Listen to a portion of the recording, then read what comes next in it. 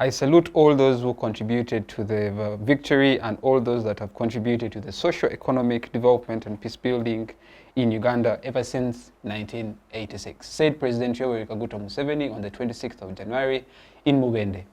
And today we are discussing His Excellency's rule 39 years down the road. And we are getting a youth perspective and students' perspective to this rule that the NRA government has taken us through. And tonight we are joined by a panel of distinguished ladies and gentlemen who will help us unpack and put perspective to this conversation. My name is Drake Onen. I'm your host for this conversation. So in no particular order, I'll just go ahead and introduce my guests, and then I'll also give them a leeway to say hello and we get into the nitty-gritties of the conversation. I'll begin from my immediate right to my extreme right, and then we can go ahead and start the conversation. You called Julian Ageno, a student of law at Cavendish University. You're most welcome and we're happy to have you. Thank you. A veteran on this show, but also on the youth show and other shows on Civic Space TV. We're very happy to have you here once again, but also an aspirant of the northern, the eastern youth member of parliament, Ivan Masawi. You're most welcome. Thank you. To our viewers, once again we welcome you to the inter-university debates to see that we have a voice towards rallying young people, especially in the university, on issues of national importance. Thank you. Thank you. I don't know why the word northern has stuck in my mind. I think that's because I'm also from... your conductivity of northern is much since you have a sister state next to you. So the concentration is high. Definitely, but we're very happy to have you here. Miss Kukundakwe, Masi, a student at Makerere University. We're very happy to have you. Very happy to have you too, and I'm very excited to be here. This is actually my very first time, and I like to see that we are actually seated here and we are going to talk about something that may become beneficial to us, the youth. Not just me, it is going to become beneficial to all of us, the youth. So thank you. Let me just start with you, Masawi. You have been in the... I understand that is a phenomena, but considering the context of our conversation, you're a veteran in this field among all of us here when it comes to politics, youth politics, among others. And 39 years down the road, we are here discussing a conversation relating to, the NRA rule that has been in existence for 39 years. So just help us set the pace. And in setting the pace, I would like you to just take us back in history. It's very important to understand the historical context before we interrogate the present. Thank you, Drake. I think ever since the white men stepped here in 1877 as missionaries, and that group, Catholic missionaries and the likes, to see that they brought the white man here. The politics of traditional systems was transited to the current level of politics. My grandfather, who is called Masawi, was born in 1920. He passed on a few years ago. One of the questions, because he had seen I was very interested in politics, that he told me that it was very funny that very few people died between the coming of the British to the time of independence, and more people have died in hands of Ugandans. I think even when you look at our history, we have struggled to gain stability under our own children, like the Idi Amin, your uncle Milton Obote, Mohozi's father.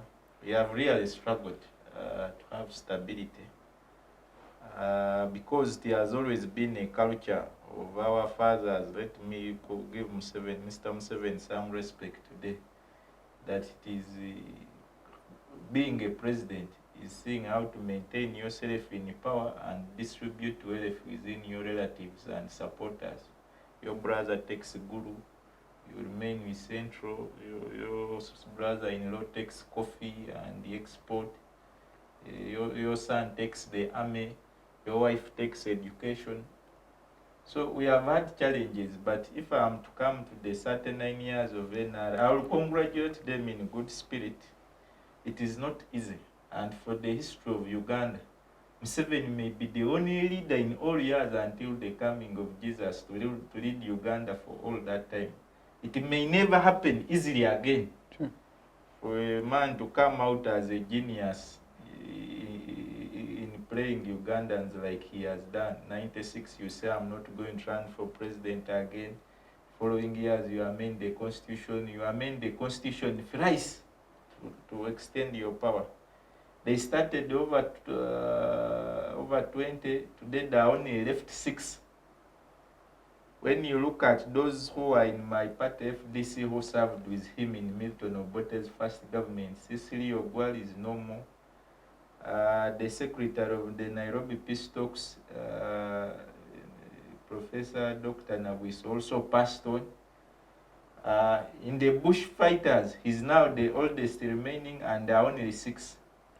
I think Mr. Museveni should always thank God that he has been unique in all parameters of his revolution. Yeah. That even those who are younger than him, like Dr. Kiza Besigye, who attempted him, he has really dealt with them that they look more miserable than him, who should look miserable because of age. When you look at his challenges, including his own son, none can manage to do the things he does to remain in power. So you can congratulate him that he came here in 1986 to solve the problem of leadership, because while on the stairs of parliament, he said he had brought a fundamental change. Over the time, he solved the problem too much that he became the problem. Sometimes the reason Uganda we are in crisis, we don't know if Museveni died in the night or he left, what would be next. Because even us in opposition, you better deal with him, you know, than actually ourselves. We have not known ourselves that much. So he who came to be a solution has actually become a problem, because he lost all the chances of which Nyerere implemented in Tanzania to see transitions take over, which Mandela did in ANC, which all his comrades did to see that Moi had gone the other way, but Moi reached a time and saw the implications of keeping Kenya to a one rule. So for the NRA fighters, to those who have since passed on, may their souls rest in peace. To those who are alive, we shall congratulate them, because in 1980 they were the last in the election. They lost as the last, but went to the bush and won forcefully. So is why I always say that it will be very hard in the history of this country to ever get another Museveni, because I don't think anyone will ever accept again being ruled for 40 years. True. All right, thank you. Thank you very much, Masawi, for that historical context. And it's very true that on the stairs of Parliament, that's the speech that became to be known as the speech of fundamental change, when he highlighted the 10-point program that the NRM had come with.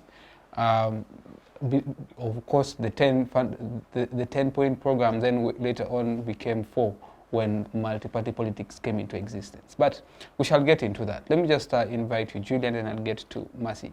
Having appreciated the historical context that Masawi has given to us from 1877 to 1986, and also going around the idea of the 20 that were in the bush and now 6 that are in existence, it's now prudent that we look into the 10-point program, something that I think will help us understand this debate, but also give us a youth perspective to it. So just give us a quick overview of the 10-point program to give us, a laying ground for our discussion. Thank you so much. About the 10-point program, it has been the most sufficient thing that he has been championing in all the 39 years in power. That is the promotion of security, one of it, like making sure that there is security in the country, and mostly in the places like northern Uganda, which has had the fights of Konyi, and he has tried, like, okay, the government has tried its best to make sure that there is security in the northern region of the country. Then also, the 10-point program has a factor of democracy in it. Democracy is there, but not to the extent where we feel like it has to be, because elections have been there, but still the elections have a disclaimer in it that they are rigged, they are not fair. So people feel like one of the 10 points program, which is the democracy, is not fully seen in the country. Then the Pan-Africanism is also part of the 10-point program. Pan-Africanism is one of the achievements of NRM, because Uganda as a country has participated in a lot of things, like the initiatives of African Union, the initiatives of East African Community. It has brought from 3 countries, it's now 8 countries coming up every now and then, and Uganda welcomes them in, Uganda works with them. Uganda even helps to solve problems in other countries like Somalia and Congo. It helps even keep the refugees. People say that in Kabalagala you can find more refugees than Ugandans there, because Uganda is a welcoming country. They love the whole context of Pan-Africanism. That has at least been seen, like it's a major thing that has been seen in the 10-point program. Then when it comes to the economy, in the 10-point program there is the fact that there is supposed to be a self-sustained economy. It has been achieved, but not to the full extent, because when they try to make it come out, you still find that most of the investors are not Ugandans.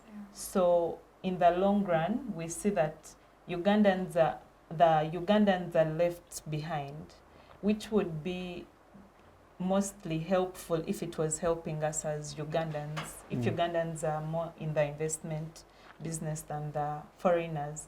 Then when it comes to the national unity, we are supposed to love each other as a whole, no tribalism, no ethnic favoritism.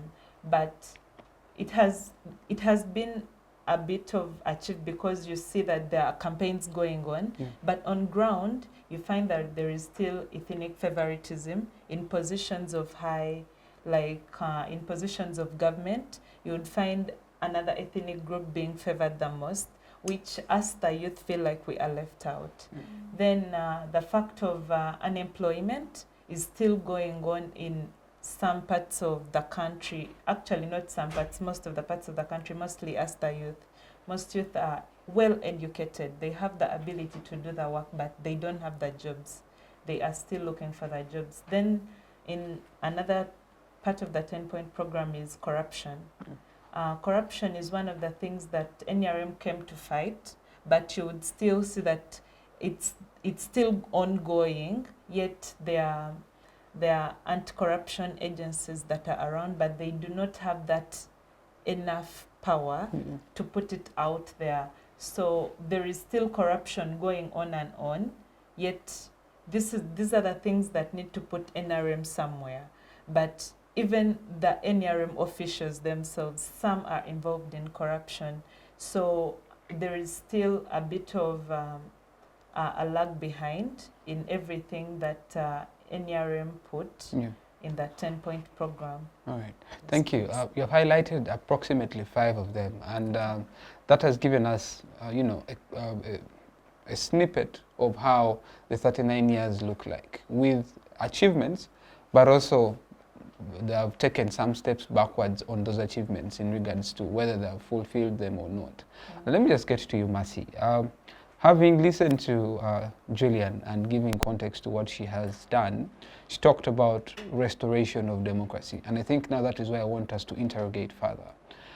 Democracy has a couple of pillars. And the first fundamental thing that is very important, when the NRM came into power in 1986, they promised that they're going to restore democracy. And the first initiative they did was to come up with the 1995 Constitution, which laid a foundation and set the citizens of this country as the Constitution is supreme, but obviously the sovereignty of the Constitution emanates from the people. And that is something we see in the Constitution, and that is an achievement they did. But now us understanding the aspect of democracy, because democracy has a couple of things embedded in them. In that entails the respect of rule of law. Yeah. Recently, from the events that we have seen the likes of Dr. Kiza Besigye and Counsel Aaron Kiza being tried in a martial court, which isn't constitutional, among others, and that defeats the essence of democracy. So, 39 years down the road, what does it look like we have restored democracy, or does it look like we are moving backwards? Taking it from that, democracy, true, it goes wide. Democracy, it is supposed to be for the people. In a country like Uganda, we are supposed to have that kind of democracy, because I feel like democracy is supposed to be the freedom of the citizens. And basing on the 39-year rule of His Excellency, we've gone back. Looking at the things that have been happening in our country, you can't tell that we are a democratic country. First of all, there is no freedom of expression. Yeah. I can take you back to the time of the 2021 elections, where people lost their lives. The opposition leaders are being mistreated. I can give you an example of the opposition leader of NOP. Basically, I think democracy is not as it is being defined. Because for us, we are supposed to have the freedom of expression in Uganda and in any other country that claims democracy. On the top, it looks like there is democracy to the people that have not gone into politics, to the people that have not watched close to what is happening in our country. But those people who know what politics are and the people who know what democracy means, there's no democracy in our country, apparently. Because I can take you to the current situations that are happening in Uganda. When a political opposition leader comes up, they must ensure that he faces setbacks that he cannot solve or handle. And then the youth especially, we are being gunned down. In most cases, you see the current situations in Uganda, most youth have dropped out of school. They cannot vote. Especially, they have focused on promoting the girl child education and left out the boy child education. These are the people that are supposed to be coming up. But I thought that's a good thing. When you're trying to cause... A good thing when Masawi is negative. No, like, look at it from this angle. They come up with the idea of Bonna Basome and introduce USE, UPE, and USCE, of course, with the idea that everyone should get an education. Yeah. But the focus was on the idea that women and girls were greatly sidelined from the education sector. To me, currently, they have supported girls' child education, and they have really promoted. And that's what we all want as women. We want the women emancipation thing to go on and on. Yeah. But then, where are the boy children going to? Because you can see they have put so much focus on girls, and boys are dropping out like nothing because no one cares. Who wants to listen to a boy child? Do you know how many boys drop out? Your argument is going to make very many boys happy. The educated women will not have husbands who are educated. Do you know how many boys drop out of school on a daily basis just because they don't have someone to see, just because they don't have someone to look and follow them up? I feel like this is affecting us, the current generation, because most youth are not educated. the boys. And you know, it is in nature, though us women seem to be, we want that freedom, yes. We are the feminists, yes. But then we don't have, I feel like there is no strength that can be compared to what the men would do. Like, because you see, in most cases, when boys are educated, the men, then they come out with strategies. Strong advocate strategies of the boy with child, no yeah. fear, you know. They are ready to face and talk about how they are feeling inside. But us, the women, you know, as how we behave, like we are not, we don't have that kind of support. Okay, so your argument is 39 years down the road, Yes. education in its own self, when we're looking at coming up with all that they've come up with and supporting the girl child, at the end of the day, we have sidelined or neglected supporting the boy child as much as we have endeavored to put support on the girl child, which it's an argument that holds water. But just let me hold you there and bring in Masawi. We're still on the argument of democracy. And where her argument stems from, she raises issues of elections. And right now, we are experiencing or having an ongoing exercise of updating the National Voter Register. The Constitution under Article 61, 67, I don't get it right, but 61. 61, yes, that talks about the Electoral Commission organizing elections and people voting. And the ongoing exercise emanates or exhibits so. But understanding the context, in the concluded elections of 2021, we saw very few young people coming up to vote. And right now, in this 20-day exercise, very many young people are still not going to be part of the exercise. And yet, the arguments of vote rigging, ballot stuffing, among others. We speak of democracy, something that the NRA greatly prides in, that they brought democracy to this country, something that we did not see for a long time. 2006 came up, 2005, 2006, they introduced the multi-party dispensation, summarizing the 10-point program into 4: patriotism, democracy, socio-economic transformation, and non-sectarianism. But with the key focus on democracy, looking at specifically elections.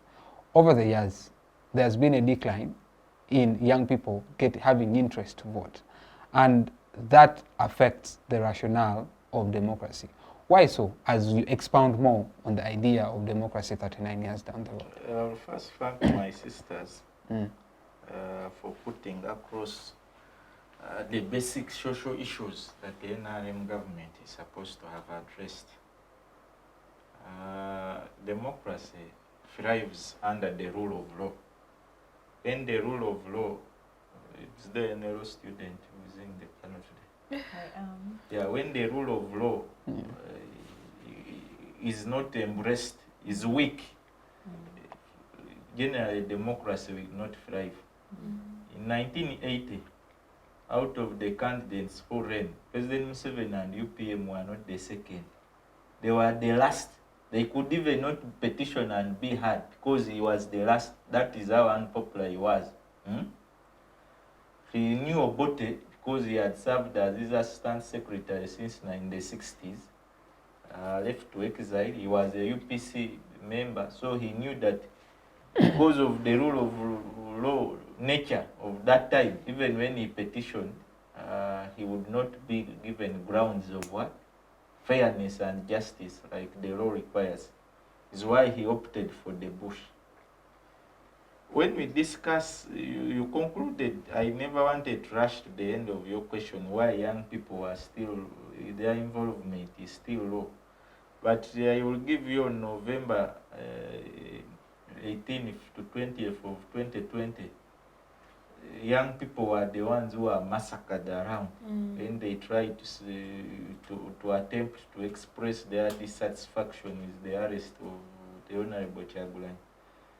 It doesn't, when you go to 2006, when Dr. Kizza Besigye was arrested, black members in Kampala took young people. So every country, its revolution and change of power is a mandate that has to start with young people. But like I told you here, that there is no way Ugandan who mastered the art of dealing with Ugandans like Mr. Museveni has done. We can't talk of democracy, discuss it, when even elections are rituals. They are for fashion, right?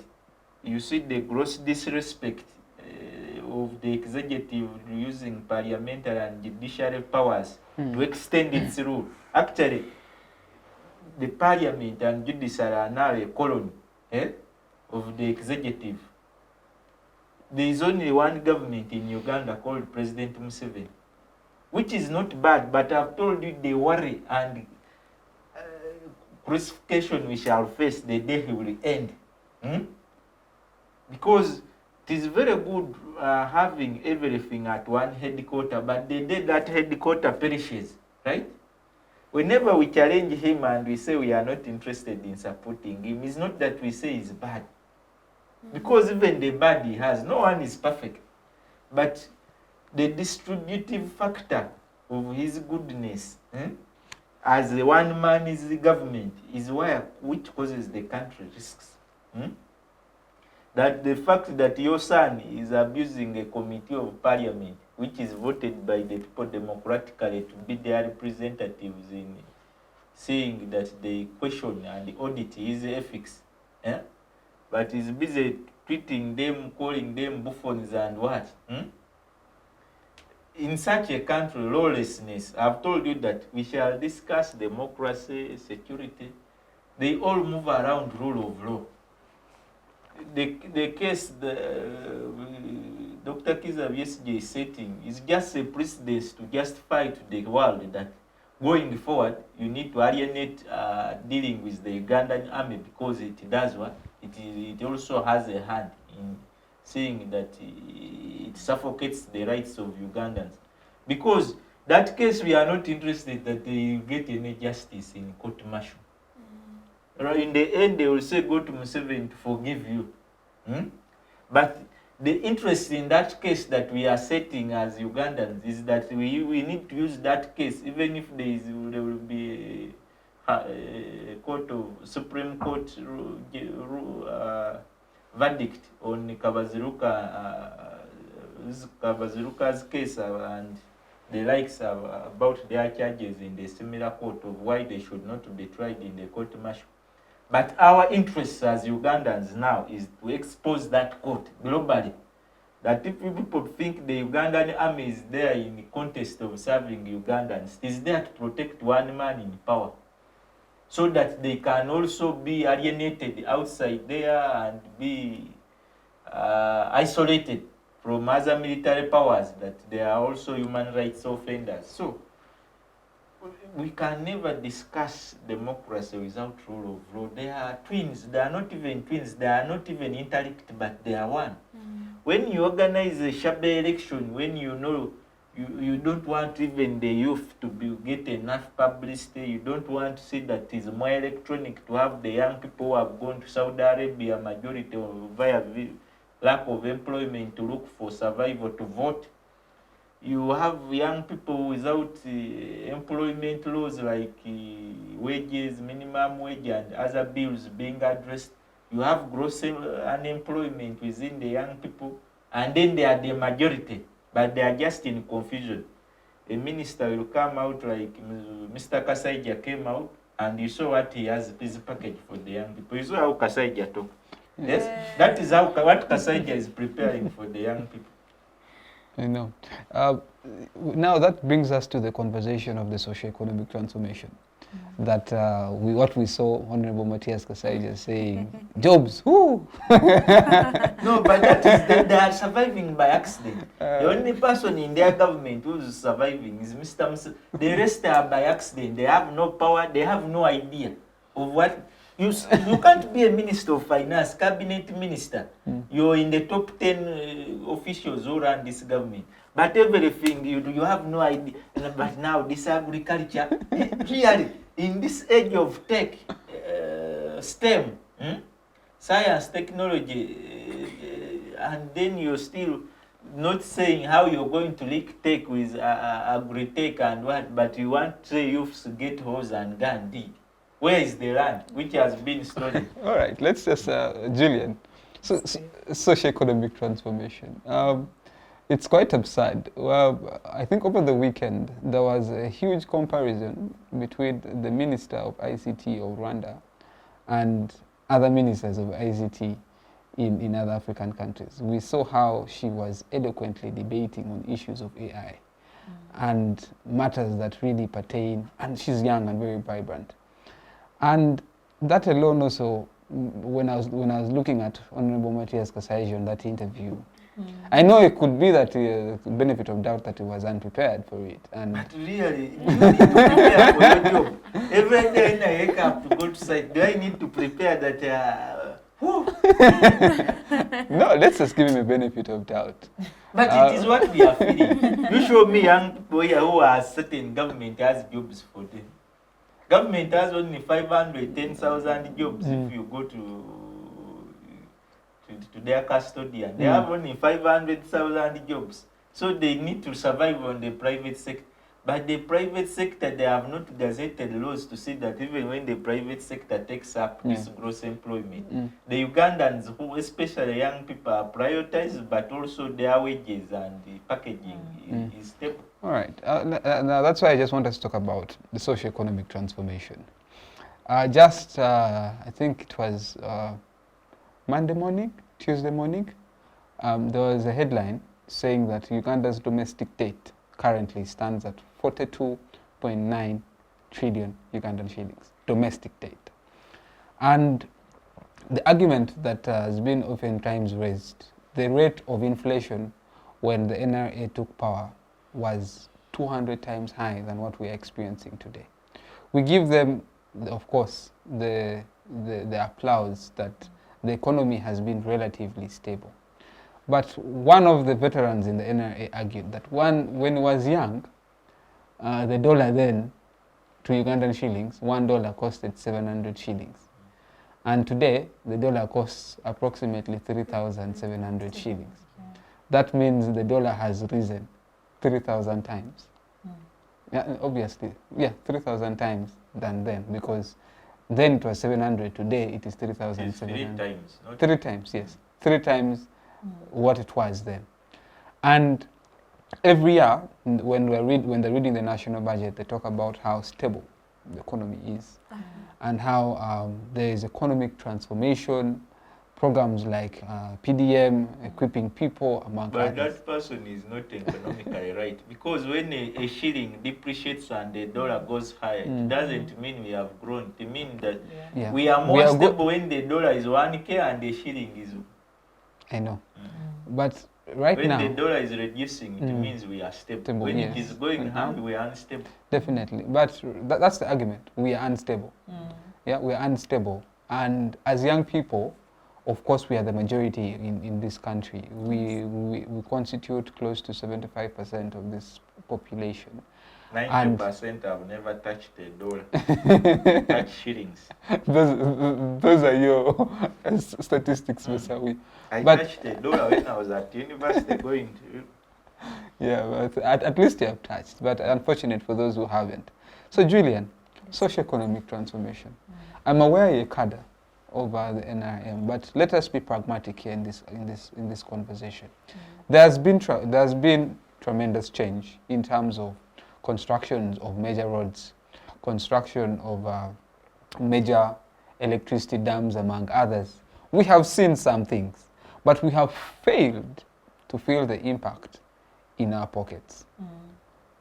39 years down the road, do we really still speak of socio-economic transformation if people do not feel the impact? But you've given wrong examples. You'd give yoga, now construction of a dam. What does Julian have to do with electricity? Talk of things, PDM, the government will be in the to monitor PDM. Okay, let's first talk about PDM. The example he wants us to use, PDM. But even PDM, most of the people have not even got access to it. You would find, now, okay, my mom was able to get access to it, but when they were talking as all the ladies that went, the same time she went, I think on 100, there were like 10 who got the money for PDM. So imagine the other 90. What is going on with them? Even like last week, I saw on the news when some of the ladies who got the money were not, like, I don't think it was for PDM, Yeah. because that's 2 years back when they got the money. Yoga. Yes, they are not able to pay back. What happened in between? That means with my mom, who is a farmer, you find that she's maybe having cassava, but then when she harvests cassava, Yeah. what's the price of cassava flour? 300, like a kilo. Well, how much is she going to get in that after she has invested a lot of her money? You have to spray, you have to dig, you have to weed, and everything that goes on. The investment you're putting in is not what you're getting. Even if we come to the dams, you find they've made a dam, but then over a few years to come, you find maybe the bridge that passes there is having already... No, just alone the cost of electricity. Yes, even the cost of electricity itself. You find that even our neighbors who are getting electricity from us, it's cheaper on their end than us. Why? What's the problem in between? And even I've worked in a company where we were Ugandans, Kenyans, Indians and Somalis in the same company. But you would find the Indian is getting the highest money, then the Somali is getting the next highest, then the Kenyan is getting the next. Actually, the Kenyan is twice the money. If a Ugandan is getting 300 a month, a Kenyan is getting 600. They are doing the same job. Actually, us Ugandans are the ones that were training the Kenyans. Like, because Kenyans have the laws to protect their workers, that this is the salary gauge for a Kenyan. And Ugandans are implementing it here. They are paying Kenyans the right money they are supposed to be paid. What's wrong with our country? Is our laws coming? Because I was watching some analysis a week back, and he was saying the problem is not Museveni as a person, the problem are our laws. Even if they change the government, but when we still have the same laws, but we have no very change, many good laws. There I think is no implementation. that's the also. thing. That's the Yes. problem. So if there is no implementation, that means there's lack of political will. Yes. And who is supposed to give us the political will? The people in power. Yeah, the people in power. So we need to work upon all those things, but us the youth don't have the voice to do that. That's the problem. Even if we can come out and speak, we have been speaking, but what happened in between? The last time when CCG invited us, you saw how Minister was telling us, the ICT Minister, Chris, he was convincing us that you can even call me, I will listen to you. But me, I have ever sent him messages which he has never even replied. But then what happens in between? How can we go from there? That's the problem. We don't know as youth where we stand. Even if we voice out our voices, what comes up after we are still getting affected either way. So I don't know. The government needs to do more, and I don't know if they are planning to do it after the election or towards the election, but there is a lot to be done. All right. Masi, still on the idea of socio-economic transformation, as a young person, this issue of unemployment and the high rates of inflation is greatly affecting many of our colleagues. And we are seeing that not only resulting into many of our girls leaving the country and fleeing to the likes of Saudi Arabia looking for, ways of survival. And that alone has cost us as a country. Of course, we are at this critical stage of our lives, critical age, that can greatly contribute to the economy, and yet we are greatly sidelined from the growth of this economy. What is your take on the issue of socio-economic transformation that was put forward by the NRM government? About the socio-economic transformation, you see, everything in politics has the negative and the positive side. So there are some people who have benefited from it, obviously, but not the youth. Because the old people, the ones in government, they don't want to leave power. And when you have power, what it means. Even us who claim to be interested, like you feel like if you go there, you can transform something, you also reach there at a certain point, you relax. So the people in the leading in power in this our government I think they are the main problems. Not even referring to His Excellency, but the people he has put. First, look at the Minister of Finance, what he was saying. I'm very sure so many people got disappointed. And you can look at the people that are leading. They are old people. And they have their own problems they want to sort. And His Excellency has a habit of categorizing all the youth as weak people. Like he says that we, the youth, are not interested in working, but where are the jobs? He's saying that we do yoga. They are bringing up a yoga program, advising us to focus on agriculture. But these are the people that we are the people that have spent years studying to be someone. And the jobs he's saying that are not available, the jobs are available for old people. What shows that a youth cannot lead people?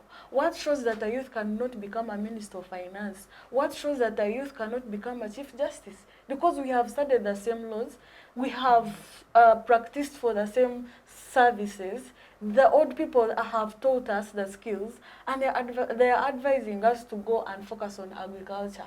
Which is a good thing, anyway. Which is a very good thing. Yeah. I'm not against it. But how many people have enough land to practice all the things? Because most people do not even have land. And they are the people, most youth, we have so many youth that are being supported by different organizations into education. They don't have the capacity to even sponsor themselves into education. So how can you advise such youth to go and find land? From where?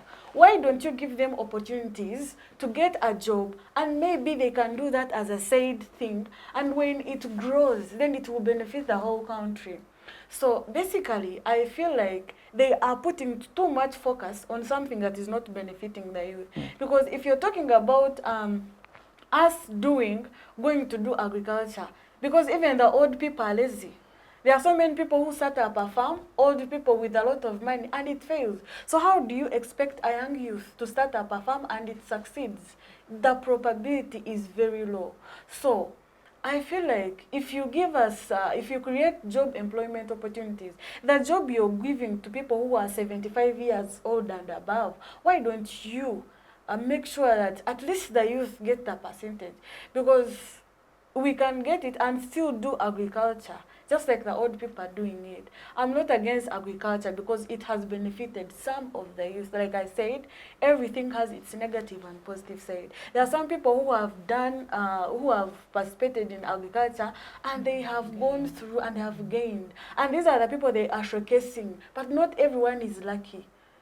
People have different favoritism from different places.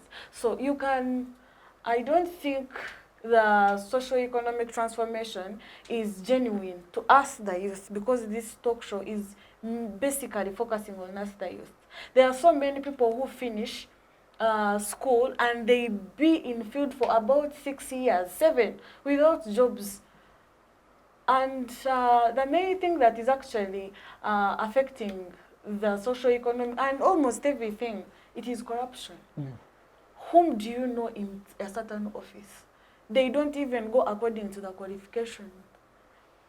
Someone can be having, the CGPA is very high, but they give someone that doesn't even have a second lower degree just because she knows someone, she has connections. So now the youth are desperate. They are desperate to get connections. That's why the girls are moving outside country like nothing. They feel like life is better there, but it's not easy. So I have a feeling if they can give us the opportunities, because we are not given opportunities, that is open. Not in offices, not everywhere. They are just painting it to look a beautiful world for the youths, that we are the ones ignoring the jobs, but that's not how it is. Because trust me, the youth have tried their best. On a daily basis, they are hustling. Do you know how many youths are in school right now? Some of them are supposed to be in lectures, but they are not, because they are trying to figure a way out. Girls on a daily basis do some certain decisions that do not even favor their lives, just looking for survival. And at the end of the day, they point at us as the weak youth, that we don't want to work, we are lazy, we are just gambling, which is not how it is for most of us. Because most of us are hustling. We want a better life for ourselves. But where are we going to get the better lives when the old people are seated in their chairs and bossing around? They are not giving us opportunities. First look at the state. And the ministers, the MPs, all of them are old people. Even when they put the youth representative, you're just indeed a representative. The main decision comes from the top. And for you, just go apply. All right. The Minister of Youth is old. Your submission highlights the frustration on very many young people's faces and faces. As we go for the break, Masawi, I just want to get also your insights on this, and then we can get back, and of course you'll help us put a picture on the issue of corruption. That is something that the NRM gladly said they would eliminate. But before we get to that in the other half of the show, just take us away with your insights on the issue of socio-economic transformation. First, Drake, before we always go to pet issues like socio-economic transformation, governance is interlinked with communication. Yeah.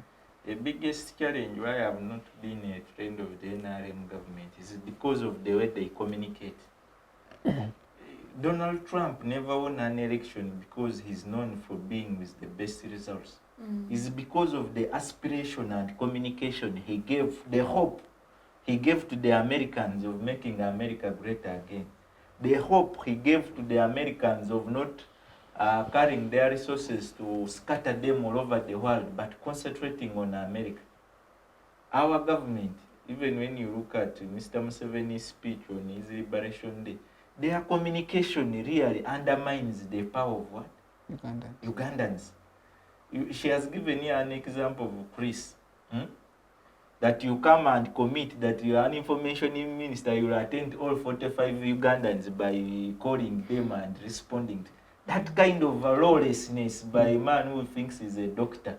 We will answer every Ugandan by messaging them. You call me, you'll pick calls of 45 minutes. The common sense the NRM uses to run Uganda is what beats my understanding. You find the president came to Bududa in my village to visit one man who says he got 1 million, but he bought a pig and has 10 piglets. But he has spent a budget of 500 million coming to see someone. He gave 1 million shillings to buy a pig. The PDM is allocated 1.13 trillion shillings, but you're taking 3 trillion to supervise it and administration. Public debt in the country of administration is 9.7 trillion shillings. And then you tell us we have 3.3 leaders, elected leaders, and we still as youth have our voice nowhere in a country where we have 3 million leaders now. In this coming election, you still feel voices are shanty, they are not reflected in decision. So the biggest challenge youth have always required from people in power is the communication. Is it effective? Because we know you can't employ us all. You don't have, but whenever you leave youth to lawlessness, to be exploited by the companies around to sell their land, to go abroad, only to reach they have been robbed of their money. You leave youth to be exploited by everyone who wants to get a political deal. You use youth to be led by anyone who wants to make fame. When you look at the National Youth Council Act, its biggest obligation was to see that it protects the youth from being exploited. But this government, it has been its nature exploiting. So, like I told you, the biggest challenge we have faced ever since independence is that our leaders come to see how they maintain themselves in power and distribute wealth between themselves and their families plus supporters. Young people in Uganda here, we are well aware that the way Kasaija talks is not that he was not prepared. That is Kasai. You go to parliament and meet him by accident and just that is the Kasai. That is what he has been handling the ministry with. So when we ask us social use programs, I was here when NADS was here, I was here when Vonava Gagare was here, I was here when they brought the army to NADS, I've been here when Myoga is here, I'm here when PDM is here. you can monitor and evaluate all those programs. Why are you bringing new programs? What is the progress of the other? Where are they? How has NADS progressed? Why didn't all people become rich with NADS that they now feel they can become rich with PDM? The shallowness we used to run the issues of Ugandans is becoming too much. Most of the elite are now shunning away from politics because they know it is shallow. Someone sees himself going to politics, he needs to leave it for people who are dramatic, who can wake up to be abused, who can wake up to steal others, to rob, steal iron sheets, do all kind of nonsense, handshakes, to kneel for President Museveni that ran again for 2031. Those are the clones we now have in politics. I think you can include myself because I participate. But when a country, the reason young people are losing interest in governance is because of how governance communicates to them. When they feel disappointed, you will be arrested, you will be caned. Facebook will be switched off, X will be switched off, WhatsApp will, you'll need to use VPN. The cost of living will be risen because now to use data you need VPN. The cost of amending laws on internet will go, tax will be increased. You don't see a space. Is why when you say Kasaija was not prepared, I want you to tell me the reality. Is it what is talking? Is it not happening? How are they dealing with young? There is completely no plan. Is why he got Balaam thinking he will contain youth in Bivulu. Bivulu are no longer there. The ideology that they are selling to us, it is not by accident that youth today wake up. They are not interested in how their nation is being run, but to discuss Manu, Arsenal, the only Ugandan thing they will discuss. Those who follow Bobby Wine, where has he gone? Is his Kapere in Dubai? They see them in their boxers in Dubai swimming. Those who are hungry, who are scavengers, who follow Muhozi, they will look at these tweets and also discuss. They have reduced us to lawlessness. Discuss things which are nowhere important in seeing that when you give birth, you will have your child in a country where you're sure of the environment. Is why today you find most youth above 25 are still staying with their parents. That is abomination. You leave university and you go back, your mother has cooked for you. You also shower and sit. You want food, free food, at your strongest time. In our youth, we are at our strongest age. But you find an old man at 30. He's quarreling with the mom to ambali the camera. The kind of lawlessness this government has created through its education, through the environment, it has made them beggars. They make a group, we are going to go to Museveni and beg. They wear big yellow shirts, they trim hair, they shower for one day, and they are going to State House, they have showered, they want an envelope. If we can't run a country by accident for all years, we need to get honest as Ugandan. Most of us, when we come out, they are thinking, it is also, it became a trend that someone will overspeak when he's still like me here on such shows. When he reaches the other side and finds food, he will first eat, get satisfied, and comes back to tell you, you know, I went, but things, you know, when you get satisfied, there has become a trend that Museveni will get you poor, you reach the other side, they give you a lot of posho and beans, you eat, you can no longer speak. By the time you return to your people, you just again want to use them to take you back. So the kind of democratic model he has created is why I told them I congratulate Sale, Ivan Koreta, him, and the other three remaining around surviving. That their game has really acted well on us. He has impoverished some of us. That you be here when your grandfather who used to dig with the hoe had more resources at the very age you are than him. You find now a man of 35 years who hides in youth because he has achieved nothing at his 20s where he was strongest.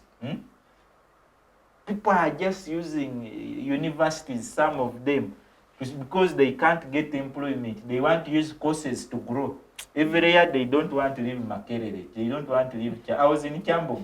The people who entered in 2014, I later joined later than them. I finished, graduated, I'm finishing a master's, they are still doing bachelor's courses every year.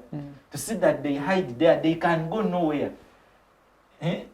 We are going to have people at 50 in this country fighting for money for youth. Why? The country has created that form of, they don't care about how they communicate to them, even reminding them of their civic responsibility. They don't care. All they want is people who are sleeping, people they can exploit, people they can rob off land, people they can use, people they can change that today we are recruiting police camp. Today we are not taking people they can use as clones during campaign. They are lying you there with posters raising high he comes, you need Jaja Veo, Biliana to Mongere Kisanja. The kind of drama they have interested Ugandans in is what makes my rise here at that point. Governance is 100%. What made Nyerere thrive in Tanzania is not that he achieved even his Ojama principle. He failed, totally failed. You go there and interact with those who are in their 70s. But the way he used to communicate, his communication has been a fruit of the current leadership trends they have taken. It's because they saw everyone was saying, but by the communication of our leader, this is, but here we have no communication. We have just someone playing with the interests of Ugandans. I'll beat you the other day. I'll kill all the entire opposition. I don't want to be challenged. We are going to arrest all these thieves. The thieves are in Ministry of Finance.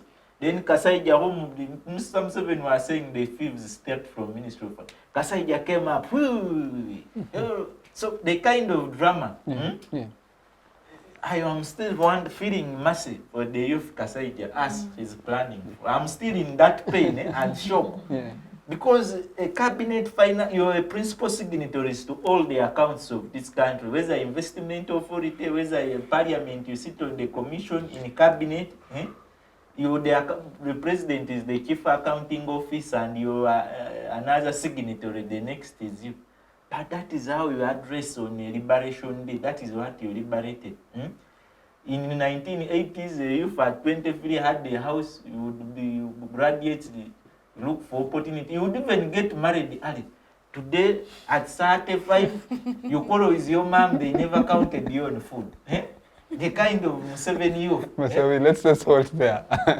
Let's just quickly go for a short break. We'll be right back. See you in a bit.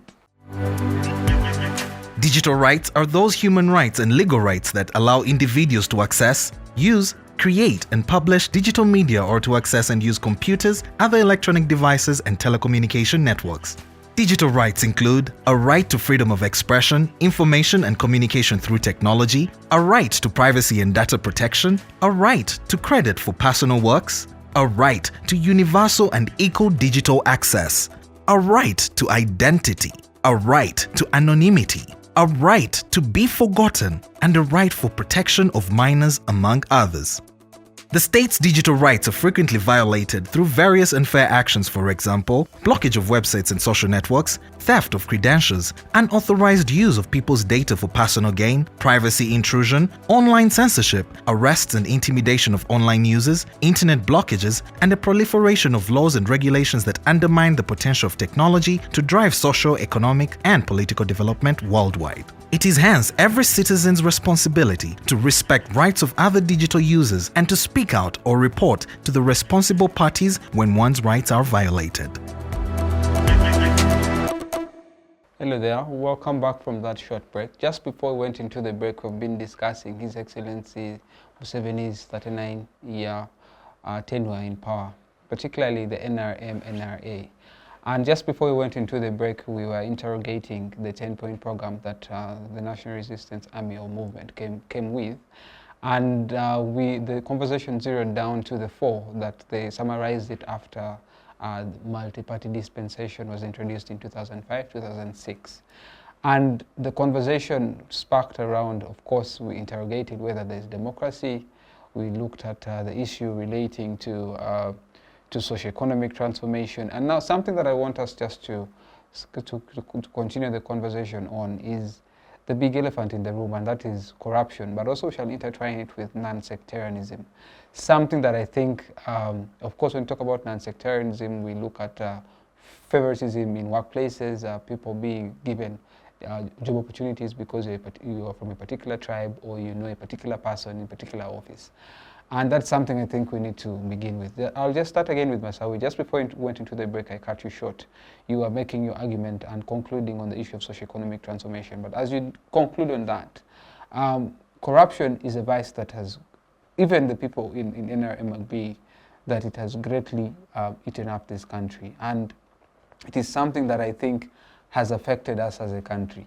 Resources that are meant for a particular cause is swindled, and oftentimes the people who are victims or who are the perpetrators are not brought to the book.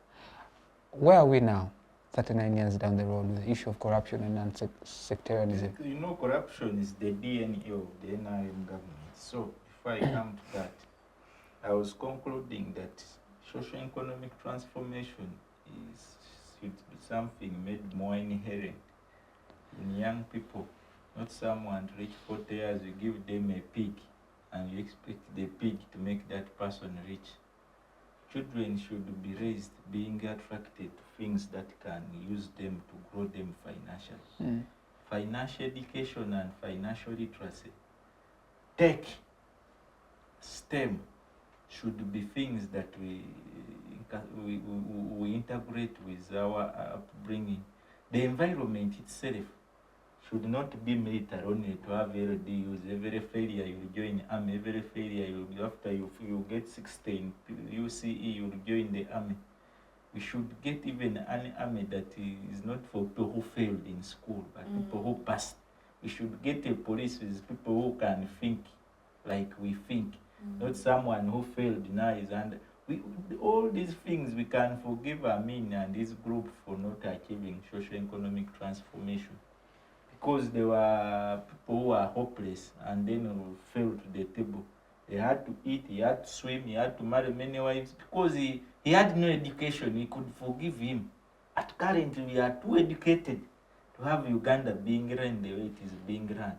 That the president is taking more money on supervising programs, yet is campaigning, but other political parties can't do the same. To supervise PDM and see how the poverty alleviation programs are moving. In Lang, where you're going, Sare sits there every day of the year. Why doesn't he do that and save us of those costs? If at all is your brother and you're running the country together. But you do things in disguising of keeping Ugandans poor. So when we come to corruption, I was here some time back, we gave it a deeper discussion that as long as the country, the issue I told you of communication from the leader, you know, leadership, unlike politics, is built on ethics, character. Whereas politics is just a window for you to now be in charge of others. But leadership is in the individual. If you're not a thief, there is no way you'll feel comfortable being on top of thieves, leading thieves. But it has become advised that the leaders of these thieves are also thieves. It's why people were in the bush would say our hens were being stolen, our cows were being stolen. There were the very people in the bush who ate the animals to come to power. Who rooted? There's rooted Kavamba in his book, he praises why he rooted. If we went to steal guns, we refer to steal money. Really, let's use common sense. It takes himself that he looted barracks and stole guns. Can he fail now to steal money? So, the issue of corruption is something that I think even God must intervene for Uganda's case. We don't see us making any strides, because the strides is that we can't avoid corruption completely. But reducing, every year we are hitting a new jackpot. If in the start it used to be MPs, it came a generation when it was the local governments. We came now to those of Mukulaji, Muhwezi, to ministers. It is now ministers. It is now a speaker, vice president. The iron sheets for Karamojongs had the vice president, had the speaker, had the finance minister.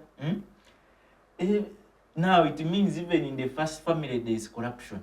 Because by the time people you sit with, the entire cabinet is characterized with people who have history of stealing. Stole iron sheets, stole money for AIDS, stole money. What image do you sell to us young people? That you can get quick wealth only if you steal. Most of these people who have had these corruption allegations were people who are after quick wealth, getting rich faster. They feared the process. They knew the only process is steal, accumulate. If that is the way Ugandans are accumulating wealth, then even the GDP is wrong. Because if you distribute, you'll find very few people are holding the wealth of the country, and then the GDP ratio will read the US trillion, maybe 4. But when if you use a distributive factor, you find only 2% of Ugandans have the whole economy in their pockets. The remaining 98%, we don't even spend 1 million shillings a month. Just imagine in this era, if you say you went to school, but even the expenses, you can't even spend the money because cost of living has been put high, but still you can't even maintain to come to half the cost of living. So the issue of corruption is moral. It is parental. For us, going to parenthood, it is something we need to tell our children it is bad. Work. The education system should shy them, but we have church leaders who put corrupt officials in front because they also want to accumulate wealth by being given part of what was stolen. They come around with their dresses that I'm a church leader, I care most, but he's as hungry, more hungry than a ghetto kid to get rich using dubious ways. So issues of corruption, to every Ugandan who follows us, that reflect within yourself that you're looking for quicker wealth. There will be a time when your grandchild is also being exploited at the same measure when it is no longer you in charge, right? They are also being stolen. Their road is being taken. Their hospital is being taken. Their school is being taken in the very favor of we are running government, yet you're stealing from others. It's quite unfortunate that very many Ugandans are fallen victim to the effects of corruption. Masi, sectarianism. Even now in our schools nowadays, you get aggregate, let's say 7 or 5 or whichever aggregate. The P7 results are released. And for you to get into that school, you need to grease some wheels or make some phone calls for your child to get in that particular position. But that is something that it never used to be the norm, but it is now because it started from somewhere, and it is now where we are today. Sectarianism is something that the NRM government had vowed that they are going to fight. Of course, promoting the idea of national unity. How are we faring on that front? First of all, the main cause of corruption, or the reason as why corruption in Uganda is moving on a high basis, it is because of us, the Ugandans. We have normalized the situation of corruption. It is a culture in Uganda, and everyone is seeing corruption as a form of progress, like he said. For example, people no longer care. They are desperate to be successful. They are desperate to get to better positions. They are desperate to get the best thing that can favor their lives. And the only way they can achieve that is through corruption. People have embraced it. The church leaders have embraced it. Our top leaders have embraced it. The youths have embraced it. Everyone has embraced corruption. So it is the problem that we are facing as Ugandans, and we are the main reason, because we have seen it. We have embraced corruption as culture. It is now part of us. And people have come up with different slogans. Do you have connection? Whom do you know? In Baganda say, Omanyani. Like, whom do you know? You're going to ask for a job, well, but who is there to welcome you? You're going to ask for a vacancy in school. Who is there to welcome you? People no longer care. They are not looking at the qualifications that we have. You're going to ask for a job. No one wants to see your qualifications. They are few people that will hire us on a genuine merit. Like, So the main problem that is causing corruption, it is because we have embraced it. We've accepted it to be part of us. And this has come right from the top leaders. Yes, because as he has said, His Excellency, we are not trying to, I'm not criticizing him because he has done great things for Uganda. Yes, from 1986, he has made progress, and we have seen the progress. But then there are setbacks which are pulling us back, by the way. And the main problem that we are having is corruption. And it is starting from the people that are within. And of course, for us Ugandans, we are looking, even favoritism is corruption, by the way. So he has favored his relatives, he has favored his family, and this has put a picture outside. It has put a picture to us Ugandans, and because the Ministry of Education is now under his wife, the army, the son is the leader, is the army commander, like everything. Even when you go in the state, the tribe that is there, it outranges the other tribes that are there. And this puts a picture outside Uganda. Of course, Ugandans are going to criticize him. So it is to my appeal that I know this cannot be achieved in a day. It is a long-term process that can be achieved. But it starts with us. We can still fight against this corruption. And, you know, it is good to be very hopeful. Because even the leaders that we trust, those people who are very religious, even the leaders, corruption is everywhere. It is in church, it is in schools, it is in marketing, it is in business, it is everywhere. Even at the airport, the international airport, they are favoring some people. The other people, there is some category of people that is not being favored. So it is going to start with us, the Ugandans. Yeah. Yes, especially from the top leaders. Let him change. Let him try to, like the way he tried to promote. I'm going to go to some. I hope this doesn't affect me, but like the way he promoted Honorable Fiona Nyamtoro because she's young. This has given hope to us, the youth, because she's young and she's now a minister. I mean, and she's doing great. She's actually very, very intellectual. She has inspired us, the youths who are still young, who are still progressing and hustling to be great people. So this has brought some light to us, the youth. So he can still do that. Let someone young be the Minister of Education. Yes, and it can start with him from the top leaders, then it goes down to us who have embraced corruption. It is now part of us. And it is going to be very hard, by the way. Even if we talk, sometimes when you come out and point out and you talk, you go deep, then you are detained. All right. This is why some youth are voiceless. They don't have what to say because they are in fear. We are in a country where we live in fear because you don't know what you say today might get you somewhere tomorrow. And that somewhere is very hard for your life and for your family. We are desperate youth. This is about us. Our generation, they are doing so many awful things, awful decisions. Some of them have chosen to join the homosexual thing, lesbianism, because they think they are being sponsored and they are getting money. Of course, the youth are desperate to get rich, to live better lives, and this is forcing them to do very awful things. All right. And thank you. Quite absurd. Julian, if I asked you a question, would you say you love your country?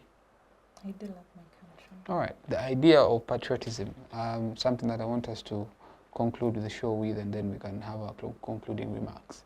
That is something that the NRM government promised that they would spark and inspire the spirit of patriotism among Ugandans.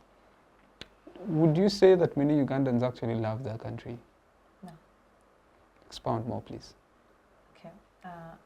I love my country because it's where I have been born. I think I've only got out to 2 countries, so I've been here most of my life. And I feel our schools have an impact from down. How our schools train us is very, very important to us as children. I was in a very staunch Catholic school, and they used to train us about patriotism. They would take us to those matching things. Yes, loving your country. Some schools have it. Most of the schools, I think, have it, but some don't have it. So, and then as you grow up, first you've not been in a school that has taught you more how to love your country. Then you grow up and you're seeing mommy and daddy at home having problems because of money. And you know, when the household is having issues, a lot of things happen in between. Just money issues, but because there is no lunch or dinner, then it becomes even into violence, domestic violence, that children are also affected. So before you know it, you hear your dad complaining that it's the country. So you grow up with this mindset of the country is the problem. Because even if you ask a youth right now, the youth is somewhere, and you ask her or him, are you working? No. Yeah. Then what's the problem? It's the country. Everything, it's about the country. The country is the problem. So before you know it, someone else the country, and they decide to go abroad to work, and abroad where they are being tortured, where they are done a lot of very, very bad things out there. So these things that happen to us, I might say I love my country because maybe, or I have had people in my life to help me move to where I am. Okay, I'm privileged to have gone on scholarships, but it's because also my dad was somewhere before he even passed on. So the people around him pushed us. But what if it wasn't my dad? What happens to those children who don't have that in their lives? What happens? So it gets to that extent where everything is about the country, actually. You find someone who is affected, even with landslides. Those people don't want to leave their homes because that's what they have. That's what they have. And then when you tell them to shift, the places they are giving them are not as big as they had. So they will still run back, and the landslides will come back, and they will say, the country is not helping, the government is not helping. So there is no way you're going to convince him who has seen landslides to really love his country that much. So I think it's about our day-to-day living. Just generally the basics that are supposed to be done right by the people in power to make people love the country has failed. Okay, so your concluding remarks as we age to the end of the show. Okay, thank you. One thing, I wasn't able to talk about corruption, so I'll put it in my concluding remarks. Us as youth, we complain about the government not helping. But whenever I get an opportunity to talk about corruption, I always talk about 3 organizations that most of us youth, the biggest number of youth, don't know about. One is where I am in leadership, that is the Uganda Law Students Association. You would ask a law student, a year 3 law student, do you know Uganda Law Students Association? And someone is like, what's that? Do we even have that organization? Because it's only for presidents of the different 14 law schools. And they are benefiting from it themselves. But what happens to the people we are leading down there? That's why this year they are trying to, because I was really on the president's neck quiz on Angela, that we really need to champion. So that students know. Then another thing is WONSA. You ask someone, do you know WONSA? And then they're like, what is that? What does it even do? Some know but don't know it in full. Thank you. And leave alone that the people who are there, and then you hear WONSA is having corruption within it. As youth ourselves, we are eating our own money. Then how do you expect, you the same who are saying up there is corruption, and then ourselves we are still eating our own money? Then the funny one is the Youth League. It is supposed to take care of us as all youth in Uganda, right? National Youth Council. Yes. How many know about it? Whenever you ask someone, do you know Youth League? They're like, what are you talking about? What are you talking about? And recently, I don't know if it's a month back or 2, you heard about the billion shillings that they were talking about that happened in that same youth league, it was supposed to benefit us as all the youth in the country. What happened? Where is that money? I've never heard of me benefiting from it as a youth. And I would ask the same question to all of us here. Have you? No, I did. Yeah, that's the problem. So us as youth, how are we going to fight corruption if we can't start it from us?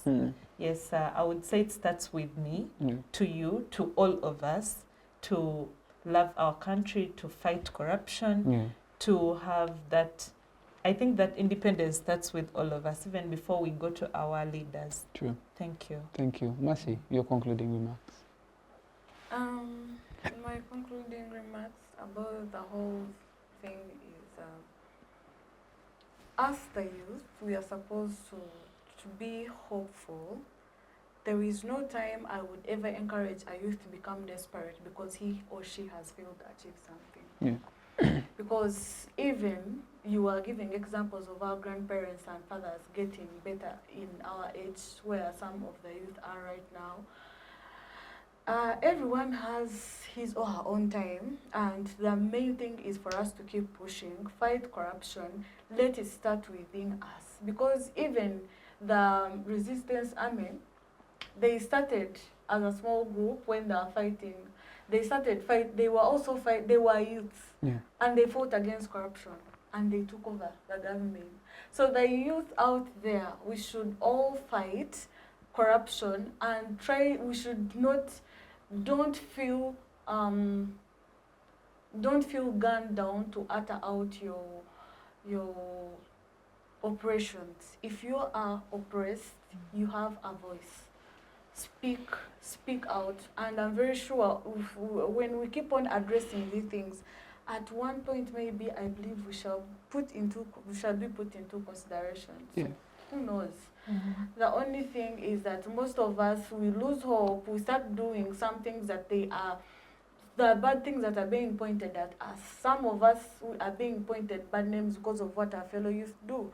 So we should focus on doing great things. Let's generate ourselves for a better Uganda. Thank you. Thank you very much. Ivan. To those who are lucky to be in power, treat your friends the way you want to be treated when it is not in power. Sometimes, as a young person in politics, you feel like if one day I treat someone like the way I've been treated, let me never be. Let's reflect on how we would wish our children to be treated. We are going into an election cycle. Let's not again use young people, be a government making 40 years in power but still beating up people to be accepted, using too much force to be accepted. President Museveni has also done some good things. He should be proud of himself than using force to market them. I am not an NRA member, but there are good things which qualify him to also be a legend. That he should take pride in than using force on every small issue. Besides that, I want to appreciate all our viewers. I want to appreciate the production team and to my fellow panelists for the show. Wish you a blessed week. Thank you. Thank you all, Masawi, Ivan, and Julian, for taking time to join us in this conversation. I've enjoyed it, and hopefully you, the viewers out there, have also had a good time. To the production crew, Ronald, Brittany, Paul, thank you very much for making this possible. CCG team, Civic Space TV, thank you. And to you, our dear esteemed and lovely viewers, thank you always for watching. Please keep following. See you next week, same time, same place. Bye-bye.